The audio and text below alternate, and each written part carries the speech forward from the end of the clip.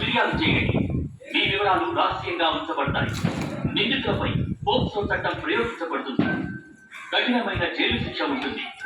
రండి, విలువైన బాల్యాన్ని భద్రంగా కాపాడుకుందాం.